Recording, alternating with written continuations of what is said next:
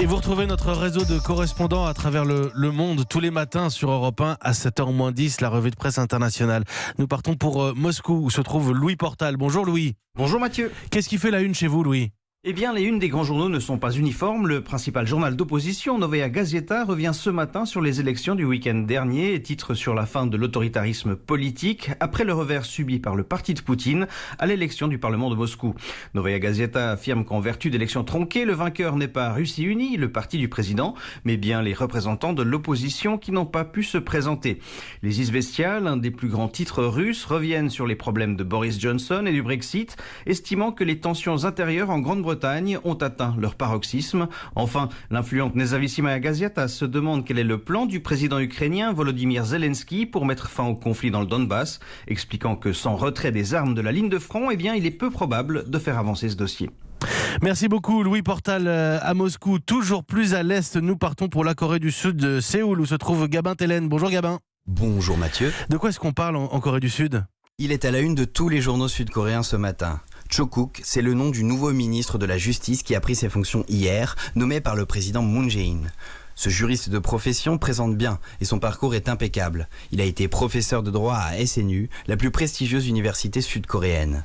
Enfin, impeccable, rien n'est moins sûr. Avant de devenir ministre, Cho Kuk est passé par un long processus de confirmation parlementaire, série d'interrogations sur des possibles passe-droits dont aurait bénéficié sa fille et des questions sur des investissements réalisés par des membres de sa famille. Très suivi par les Sud-Coréens, les confrontations étaient diffusées en direct à la télévision. Cela avait des allures de feuilleton. Ironie du sort, les membres du parquet qui pendant 2 semaines ont mené les perquisitions liées à ces scandales obéissent désormais à Cho Kuk. Malgré la déferlante médiatique, il n'a pas voulu renoncer au poste de ministre de la Justice. Pour lui, rien d'illégal n'a été commis. Il reconnaît juste un manque de cohérence entre ses paroles et ses actes. Très peu sont dupes. Cette nomination prend des allures de placement de pions sur l'échiquier politique.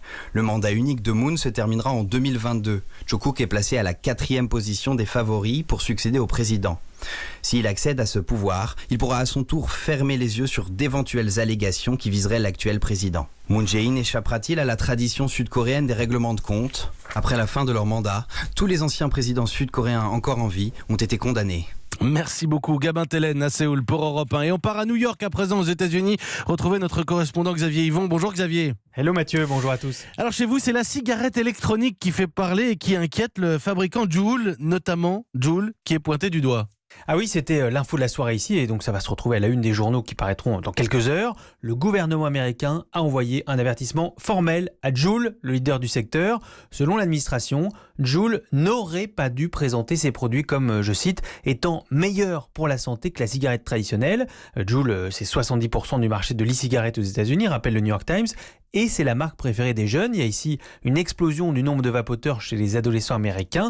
Et ça inquiète d'autant plus, explique le Washington Post, qu'une mystérieuse maladie des poumons liée au vapotage frappe de plus en plus de monde. Ces derniers mois, 5 personnes sont mortes et 450 sont tombées malades après avoir utilisé des cigarettes électroniques. Le journal du soir de la grande chaîne NBC repassait d'ailleurs tout à l'heure les témoignages de jeunes gens frappés soudainement de détresse respiratoire au point d'être hospitalisés. Les services sanitaires fédéraux sont en train d'enquêter. L'utilisation de cannabis ou de produits contrebande figure parmi les hypothèses.